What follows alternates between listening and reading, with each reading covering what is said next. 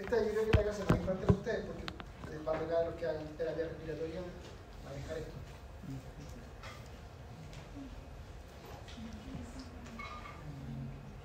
¿Qué es un ácido?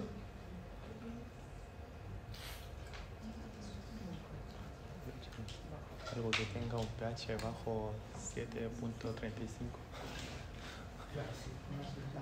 Esa es una solución ácida. Pero desde el punto de vista químico, ¿qué define un ácido? No puede ser una molécula que dona protones. Eso. Bueno, hay muchas definiciones. Esa es una. ¿Sí? A cualquier molécula que sea capaz de donar un protón se considera un ácido.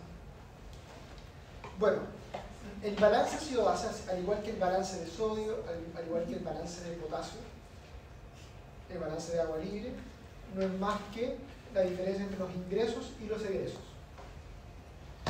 Ingresos de potasio, ¿cierto? En amarillo está representado el organismo, que va a tener un pool total de protones, y los egresos. Cuando los ingresos de protones son mayores que los egresos, se genera un balance positivo de protones, y eso lo vamos a llamar acidosis. Por el contrario, si tú tienes mayor cantidad de egresos de protones, se genera un balance negativo de protones, y eso lo vamos a llamar alcalosis. Desde un punto de vista fisiológico, el cuerpo humano es levemente alcalónico. Levemente alcalónico. ¿Ya? ¿Cómo medimos el nivel o la cantidad de protones que hay en una solución, o en el organismo, o en el plasma? Para eso usamos una escala, que es una escala logarítmica en base 10, que es la escala pH. Menos logaritmo en base 10 de la concentración de protones. Como un logaritmo negativo, a mayor concentración de protones, si se acuerdan de matemática, si aumenta este valor, como es un logaritmo negativo, este valor disminuye. ¿Sí? Y lo otro que es importante, que como es una escala logarítmica, el aumento de 7,1 a 7,2 no es equivalente en magnitud a un aumento de 7,2 a 7,3. ¿Sí? Es logarítmico. Es exponencial. El pH, o dicho de otra manera, la concentración en nuestro organismo de protones, tiene un rol crítico en la homeostasis. Crítico. ¿Por qué? Porque cambios, o cuando te sales de los valores normales, afecta de manera dramática la función de las proteínas, la actividad enzimática. Probablemente se acordarán del colegio o del primer año acá en la universidad, y cómo veían esas gráficas de curva de actividad enzimática en distintas concentraciones, en distintas pH, ¿no? Y cuando el pH cambia, cambia la estructura química de las proteínas y eso hace que sean más o menos efectivas en su función. Además, acuérdense que el ATP, ¿dónde se produce el ATP? En la mitocondria. ¿Y se acuerdan o no de la cadena transportadora de electrones? Que terminaba en una bomba que es la bomba potasio TPasa, perdón, protones TPasa, depende de la concentración de protones. Entonces, si cambia la concentración de protones, la producción ATP se ve alterada. Y por supuesto, al tener carga positiva, también el pH afecta la similaridad de las membranas, tanto de las neuronas como del miocardio. Y por eso mismo es que el pH, o la concentración de protones, debe mantenerse en un rango muy estrecho de normalidad, entre 7,25 y 7,45. Y por lo tanto la regulación es muy fina, muy fina. ¿Cómo se regula? Hay distintos sistemas de regulación del pH. El primero en actuar, y todos estos sistemas se llaman tampones. ¿Qué significa eso? Que un tampón en ácido base es la capacidad que tiene una molécula o una sustancia de amortiguar los cambios en el pH. Ese es el concepto de amortiguar.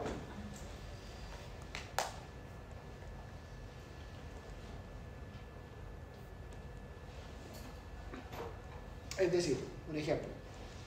Si yo tengo una limonada, ¿cierto? Que va a ser ácida por definición, yo le podría agregar cucharadas de bicarbonato para disminuir la acidez, ¿sí? Entonces en ese caso el bicarbonato, al disminuir la acidez, está jugando un rol de tamponar esa solución. ¿Ya? Bueno, los tampones, los primeros en actuar son aquellos que están en el espacio extracelular, en la sangre. Luego también hay tampones en el intracelular. Luego está el pulmón como mecanismo de regulación, en esto ustedes van a tener un rol, el riñón y el hueso finalmente. Y esta flecha lo que indica es la temporalidad, no todos se echan al mismo tiempo, depende de qué tan crónico sea el trastorno ácido-base, va a depender de cuál sistema está actuando. ¿Cuáles son los tampones sanguíneos? Básicamente los tampones sanguíneos son sistemas en los cuales tienes un ácido débil con una base conjugada. Entonces, acuérdense de química, ¿cierto? Que es la misma molécula que es capaz de entregar un ácido, tiene su contraparte que es capaz de recibir ese ácido. O sea, acá por ejemplo tenemos el bicarbonato y el ácido carbónico, ¿no? Entonces, como acá puede capturar el protón o liberarlo. Lo mismo con el fosfato y las proteínas. Las proteínas tienen carga negativa. Entonces esa carga negativa puede ser que, dependiendo del pH, capture o no un protón. Se lo puede capturar si es que es necesario, o lo puede entregar si es necesario. Ese es el concepto de tampón. Dependiendo del pH de la solución, puede actuar como base o como ácido. Y existe una forma de medir en el laboratorio la capacidad total que tiene el plasma de tamponar. Eso se conoce como buffer base y es en total más o menos 42 miliequivalentes. ¿Cómo interpretarían ustedes? Quizá no es tan fácil la pregunta, pero a lo mejor a alguien se lo ocurre. ¿Cómo interpretarían ustedes que el buffer base, que son bases, disminuya de 42? Este en vez de 42 es 30. ¿Qué creen que está pasando en la sangre para que ese valor disminuya?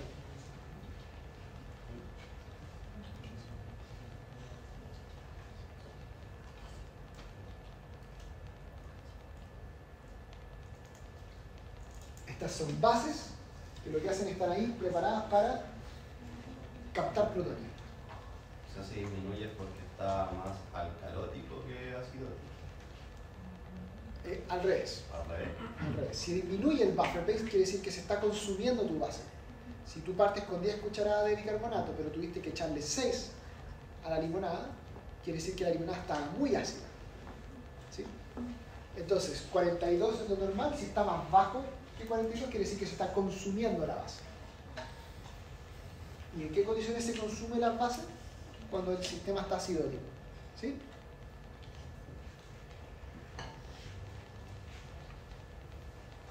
Del buffer base o la base tampón, que son 42, el principal elemento es el bicarbonato, que son más o menos 24 miliequivalentes, o sea, poco más de la mitad. Del buffer base está explicado por el bicarbonato, más no todo el buffer base, hay otros elementos, el fosfato, la proteína de hemoglobina. ¿Cómo actúa el sistema tampón bicarbonato?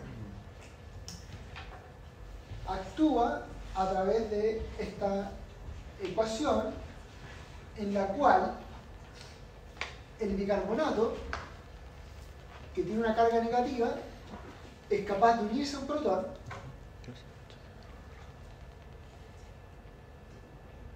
producir ácido carbónico, el cual se subdivide luego, esto es muy inestable, entonces rápidamente pasa a CO2 o dióxido de carbono y agua.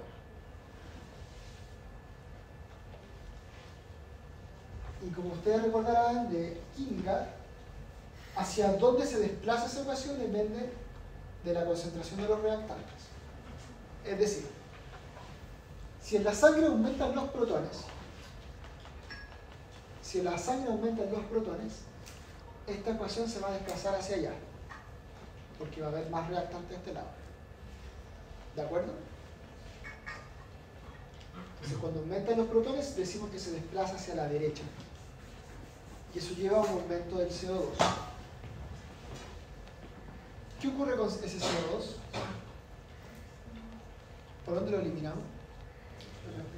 Por la respiración, muy bien. Muy bien.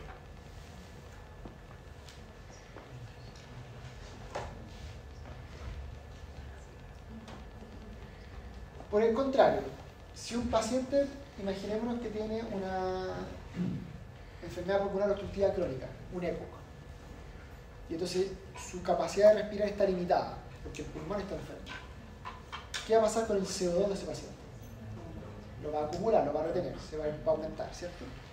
Y en ese caso, entonces, se aumenta el CO2, la ecuación ahora se va a desplazar hacia la izquierda. Y entonces los pacientes con EPOC tienen como consecuencia una acidosis. ¿Sí? O desplazación de la curva siguiente. La gracia es que esta ecuación te permite explicar entonces el mecanismo respiratorio de eliminación de CO2 y el bicarbonato tú lo puedes manejar a nivel del riñón. ¿Ya?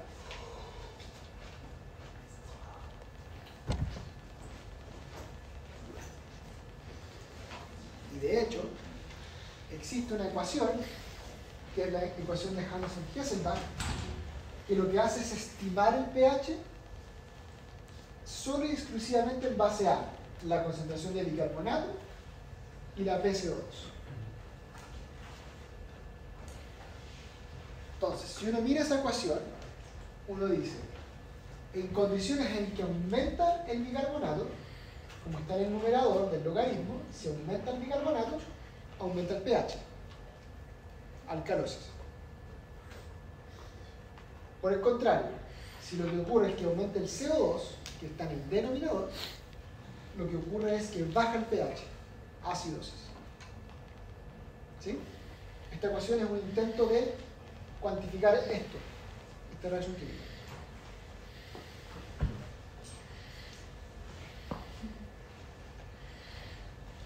Esto es una teorización, no es que funcione. El pH está influenciado por millones de cosas más allá del billón de pesos. Lo que pasa es que esto es una conceptualización, pero funciona, sirve.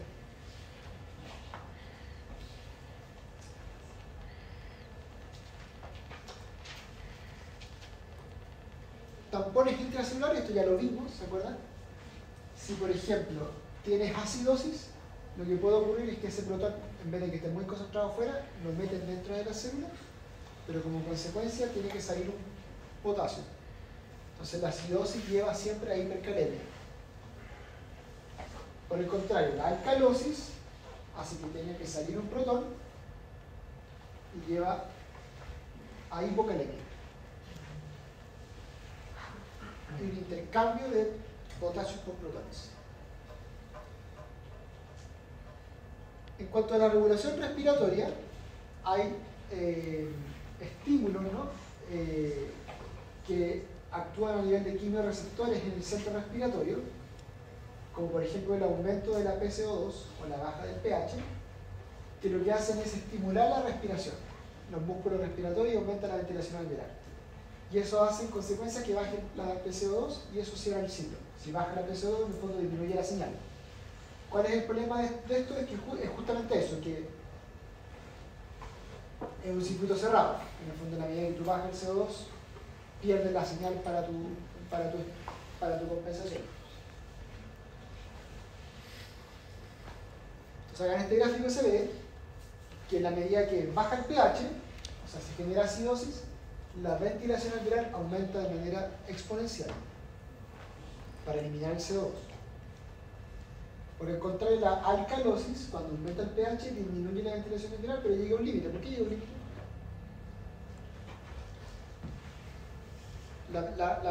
La compensación respiratoria es muy buena para la acidosis, pero ¿por qué no para la alcalosis? Muy fácil.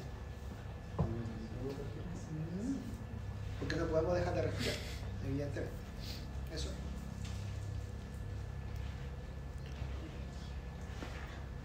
¿Cuánto es la ventilación minuto normal de un adulto de 70 kilos? De 12 a 20 kilos. Esa es la frecuencia respiratoria. Pues la ventilación minuto, ¿qué es lo que es? ¿Saben lo que es la ventilación minuto? No, ese es el volumen corriente. La ventilación minuto es el volumen corriente por la frecuencia respiratoria. ¿Sí? es cuánto volumen mueves durante un minuto. Ya, entonces digamos 500 ml por 12, Sí. 6 litros. Esa es la ventilación minuto normal. De una persona con un pH, ¿no? Sí. Ya. Imaginémonos que están ustedes de turno en la UCI y lo llaman porque hay que setear el ventilador mecánico de un paciente que ingresó a la UCI por una acidosis diabética. Entonces ustedes van y miran y tiene un pH 7.2. Le van a setear ¿cuánta ventilación minuto en el ventilador mecánico? El paciente está inconsciente, entonces ya él no respira por su cuenta. 3 alternativas: 6 litros por minuto, menos que 6, más que 6. Más que 6. ¿Por qué más que 6? Exacto. Entonces ustedes ahí van a tener que hacer el cálculo de decir, bueno, este paciente si estuviera consciente estaría respirando más porque necesita eliminar ácidos. ¿Sí? Pero cuando el paciente está dormido, eso lo van a tener que hacer ustedes manualmente, con una máquina. Van a tener que decir, este paciente hay que sobreventilar. No me sirve que ventile lo que ventila una persona normal, porque está con una acidosis. ¿Sí? Esa es la importancia de entender por qué la ventilación juega un rol fundamental en la homeostasis del pH. ¿Ya? Obviamente que eso después es automático, no hay que pensarlo tanto, pero esa es la lógica. Y el riñón es uno de los grandes reguladores del pH y del balance de protones y del balance de bicarbonato, porque tiene la capacidad de eliminar ácidos directamente a través del amonio o de los fosfatos. Entonces puede eliminar ácidos y además puede reabsorber bicarbonato. Entonces el bicarbonato que se está utilizando para tamponar, tú lo puedes recuperar a través del riñón. Entonces tú, por ejemplo, si tienes protón y bicarbonato acá, CO2, agua, ¿cierto? La hidrasa carbónica, la ecuación ya la vimos. El riñón es capaz de eliminar este protón directamente y el bicarbonato que queda libre lo reabsorbe para que vaya a la sangre nuevamente a formar parte del buffer base. Por último, en condiciones crónicas, por ejemplo la enfermedad renal crónica, en que el riñón ya deja de funcionar y el paciente entonces es incapaz de eliminar ácidos por la orina, empieza a vivir con acidosis crónica. ¿Sí? Y la compensación que se genera es que el protón se intercambia por el calcio del hueso. Entonces el protón ingresa al hueso y sale calcio. La consecuencia de eso es que el hueso pierde calcio y va a llevar a una enfermedad ósea. Por eso los enfermos renales finalmente después tienen fracturas y cosas patológicas, ¿no? Desmineralización del hueso. Esto, como les decía, ocurre en condiciones crónicas.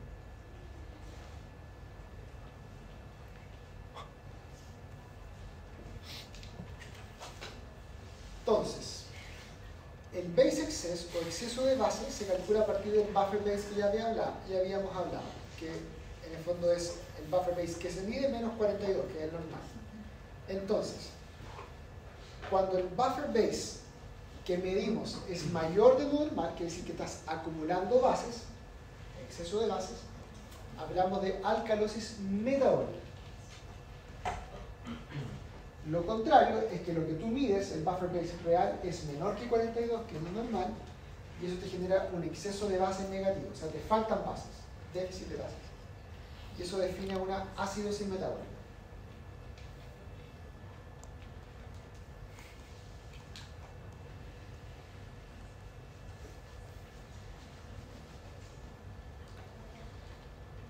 Otra forma de hacer el diagnóstico de ácido-base es a través del bicarbonato estándar. Esto es quizás un poco difícil de entender, pero vamos a hacer un esfuerzo. Si yo tomo una muestra de sangre de un paciente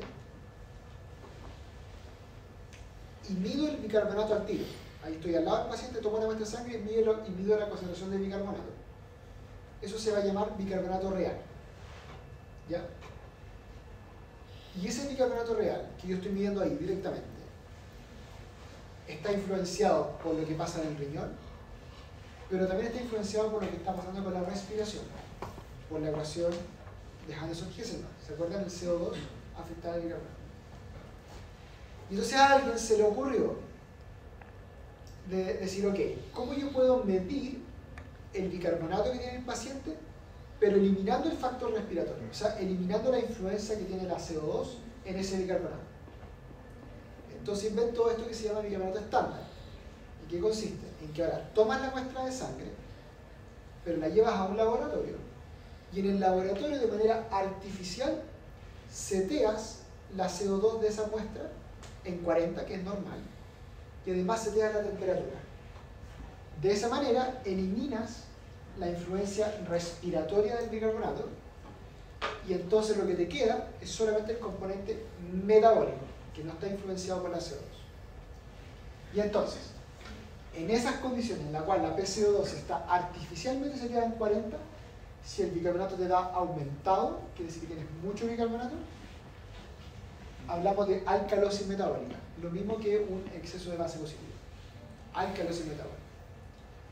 Por el contrario, si el bicarbonato estándar está disminuido, luego de haber corregido, insisto, el polo respiratorio, hablamos de acidosis metabólica. ¿Ya?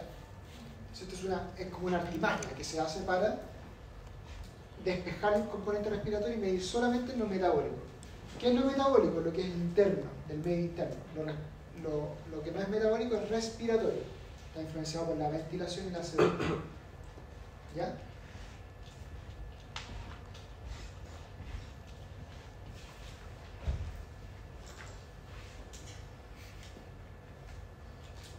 Entonces, acidosis metabólica. Vamos viendo cada uno de los trastornos que pueden ocurrir. La acidosis metabólica se puede producir ya sea por un aumento de los ingresos de ácidos o por disminución de los egresos de ácido, concepto de balance, o porque hayan pérdidas de bicarbonato. Cuando la acidosis metabólica es un trastorno puro, o sea, solo la acidosis metabólica, el pH es bajo, ¿cierto? Porque hay una acidosis. La PCO2 es normal, porque es puramente metabólico. El bicarbonato real está bajo, pero en la misma magnitud que el bicarbonato estándar, porque aquí no hay componente respiratorio. Y el base excess es negativo. Eso no ocurre nunca. Lo habitual es que siempre se compense. Entonces, en realidad lo que uno ve no es el trastorno puro, sino que uno ve el trastorno compensado. ¿Qué significa eso? Que a la acidosis metabólica se le agrega una alcalosis respiratoria, es decir, un aumento de la respiración, para tratar de compensar. Como se está compensando, el pH sigue siendo bajo, pero ya no tan bajo. La PCO2 baja, esa es la compensación, porque comienza a respirar más, elimina el CO2. El bicarbonato estándar es igual, porque el componente metabólico no ha cambiado. Sin embargo, el bicarbonato real es más bajo que antes. ¿Por qué ocurre eso? ¿Por qué el bicarbonato real en el trastorno compensado, o sea, en la acidosis metabólica, más alcalosis respiratoria, es más bajo que en el trastorno puro?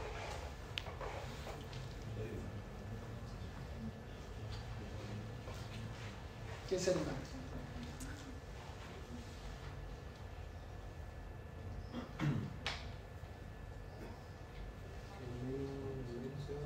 Exacto. Porque el bicarbonato real acá es la suma de lo metabólico, que ya está abajo, más la caída del CO2 producto de la compensación. Si cae la CO2, acuérdense la ecuación, CO2 más agua, bicarbonato más protón. Si cae el CO2, se desplaza hacia allá la curva y cae el bicarbonato. Pero esta caída es más significativa, es la suma de los dos componentes, el respiratorio y el metabólico. Y el base excess, que es el componente metabólico, sigue siendo negativo. Y ahí yo les puse las causas de la acidosis metabólica. La diarrea, acidosis tubular renal, fístulas, ingesta de ácido en la dieta, dietas altas en proteína, por ejemplo.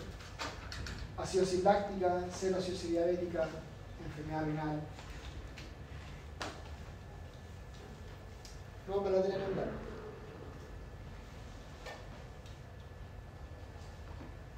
La acidosis láctica es un ejemplo de acidosis metabólica y se produce cuando el organismo no es capaz de entregar el suficiente aporte de oxígeno necesario. Como no aporta ese oxígeno, entonces ya no puedes generar ATP por la vía aeróbica, que es el ciclo de Krebs, y empiezas a generar ATP por la vía anaeróbica, ¿sí? A ustedes les debe sonar el umbral anaeróbico, ¿cierto?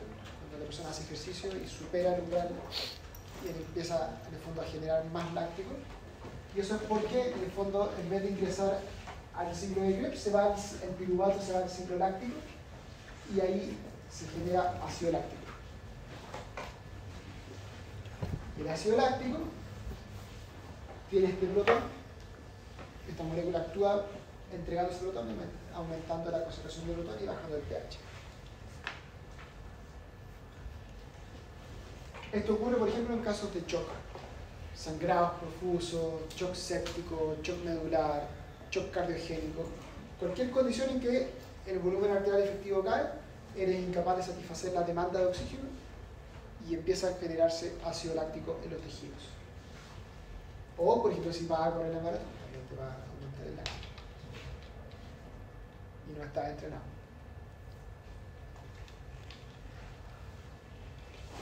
Por eso la pregunta, entonces, si les toca en la UCI un paciente séptico, choqueado, y tienen que setear el ventilador mecánico, vayan a mirar el pH, vayan a mirar el base excess. Si el base excess es negativo, si tiene un bicarbonato estándar negativo, vayan a mirar cuánto estaba respirando el paciente en la urgencia. Tal vez el paciente estaba respirando ya no 12 por minuto, estaba respirando 25 por minuto. Entonces a lo mejor esa es la frecuencia respiratoria que necesita el paciente y probablemente eso es lo que tienen que setear. Lo setean, ponen el ventilador mecánico, se van, vuelven media hora más tarde y lo toman gases de nuevo. Y ven cómo está el pH. Si el pH está más ácido que cuando ustedes lo conectaron al ventilador mecánico, lo están haciendo mal. Quiere decir que les falta ventilación. ¿De acuerdo?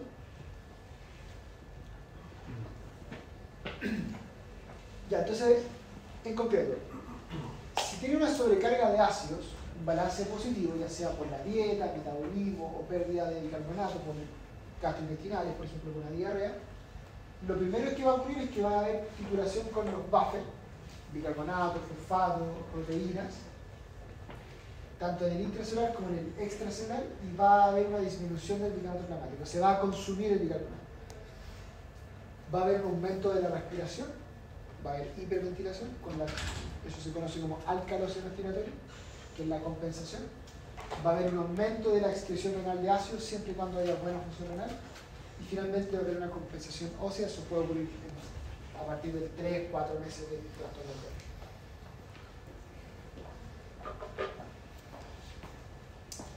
Ácidosis respiratoria. La ácidosis respiratoria es cuando empiezas a acumular CO2, ¿cierto? Entonces cualquier condición que disminuya la eliminación de CO2 mediante la ventilación pulmonar. Y aquí puede haber causas tanto pulmonares como extrapulmonares y en particular el sistema nervioso central. Enfermedades del parénquima pulmonar, enfisema, una neumonía, un intento respiratorio agudo, COVID. Las neumonias por COVID se caracterizan por cursar con alto CO2.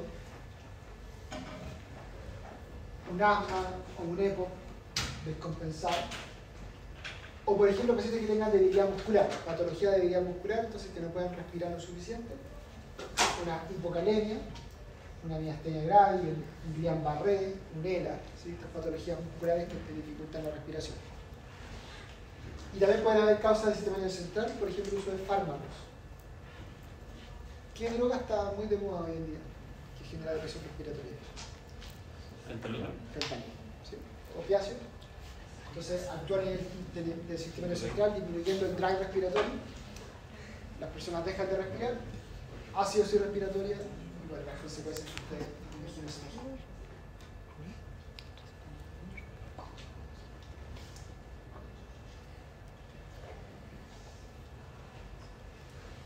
La acidosis respiratoria es clásicamente compensada a nivel renal mediante el aumento de la eliminación de ácidos, ¿sí? Porque tú tienes CO2, ¿cierto?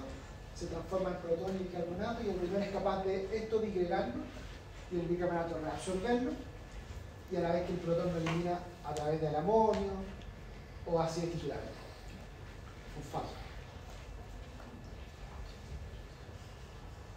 Entonces, la tablita, en la acidosis respiratoria, el trastorno puro, el pH es bajo, la PCO2 es alta porque no la puede eliminar, el bicarbonato real es alto por desplazamiento de la curva, el bicarbonato estándar es normal, porque no hay trastorno metabólico en el trastorno puro. Y por lo tanto el base excess es cero. Metabólico normal. Si pasan los días o los minutos, empieza a actuar el riñón y se empieza a compensar esta acidosis respiratoria. Entonces hablamos de un trastorno compensado. Entonces el pH ya no está tan bajo, está bajo porque hay una acidosis, pero no tan bajo. La PCO2 sigue igual de alta porque el trastorno primario sigue siendo el mismo. Sin embargo, ahora el bicarbonato real está aumentado más. ¿Por qué? Porque al aumento del bicarbonato real que teníamos por el componente respiratorio se le suma el aumento del bicarbonato estándar. Porque aumentó el bicarbonato vía metabólico, que es el bicarbonato que se está reabsorbiendo a nivel renal como compensación. Lo que acaba de explicar la diapositiva anterior. Y ese bicarbonato estándar aumentado se condice con un base excess positivo.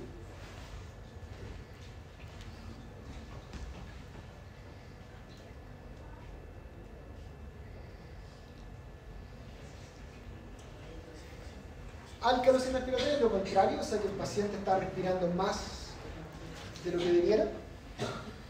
Esto puede ser compensatorio, como lo vimos antes, la acidosis metabólica, o puede ser un trastorno primario, ¿sí? Que el trastorno original sea la alcalosis respiratoria. ¿Qué puede generar alcalosis respiratoria? Un ataque de ansiedad, un ataque de pánico. El paciente respirando mucho, ¿cierto?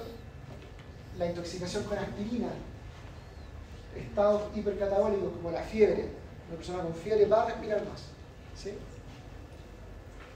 Iatrogénico, aquí pueden ustedes jugar un rol, por ejemplo, una mala configuración del respirador mecánico, un paciente ventilado. Pacientes con dolor también respiran, están agitados, ¿sí? Todo eso puede llevar a una alcalosis respiratoria. Entonces hay una hiperventilación, que es aumento de la ventilación de un minuto, que genera una baja en la PCO2.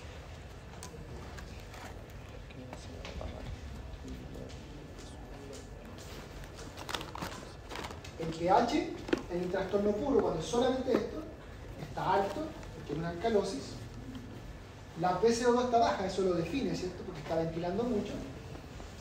El bicarbonato real está bajo en concordancia, ¿de acuerdo? Y el bicarbonato estándar está normal y el base es normal porque no está compensado, no hay un trastorno metabólico todavía. Cuando hay un intento de el problema de la alcalosis es que el riñón no está hecho para compensar acidosis, está hecho para, alcalosis, está hecho para compensar acidosis. Entonces aquí los trastornos compensados son muy raros, ¿ya? Pero en teoría el pH ya no está tan alto, la PCO2 sigue igual, pero en teoría el riñón debiera generar una disminución de bicarbonato para compensar. Por eso el bicarbonato estándar está disminuido y el base excess es negativo. Y eso hace que el bicarbonato real disminuya aún más. Sin embargo, para ser muy honesto, la capacidad del riñón de generar eliminación de bicarbonato es muy mala, porque no está diseñada para eso, para cambiar su umbral de eliminación de bicarbonato hacia la baja. El problema de las alcalosis respiratorias, ¿ya?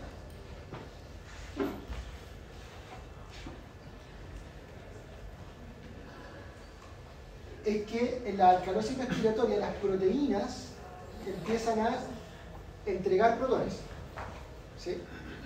Las proteínas entregan protones para compensar la alcalosis, pero al entregar protones quedan cargas negativas en las proteínas disociadas porque el protón lo entregamos, y eso hace que otra molécula con carga positiva se una, como el calcio, y eso hace que baje el calcio plasmático. ¿Y qué consecuencia podría tener la caída del calcio plasmático, creen ustedes? ¿En qué funciona? ¿Para qué usamos el calcio? Para la contracción del músculo. Para la contracción muscular. Muy bien. Entonces, en la alcalosis respiratoria, en la cual las proteínas empiezan a entregar protones y en consecuencia empiezan a capturar calcio, cae el calcio plasmático y eso genera debilidad muscular. ¿Ya? Calambres, tetania, que son como contracciones musculares repetidas. Y eso se acentúa porque además la alcalosis se acompaña de hipocaloria. Entonces, las alcalosis son muy malas para la función muscular. Por último, alcalosis metabólica, que es ganancia de bicarbonato o pérdida de protones. Ocurre, por ejemplo, con los vómitos, el uso de diuréticos, pérdida renal, etc. El problema de la compensación respiratoria, acuérdense que el paciente de igual forma tiene que seguir respirando. Y la alcalosis metabólica es la que por lejos es más difícil de compensar. El organismo no está diseñado para compensar una alcalosis metabólica.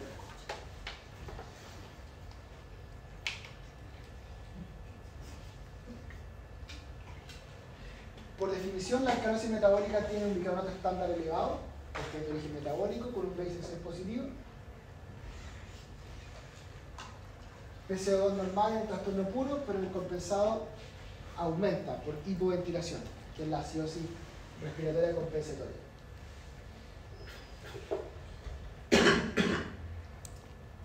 ¿Dudas? En este caso, en el seminario podemos ver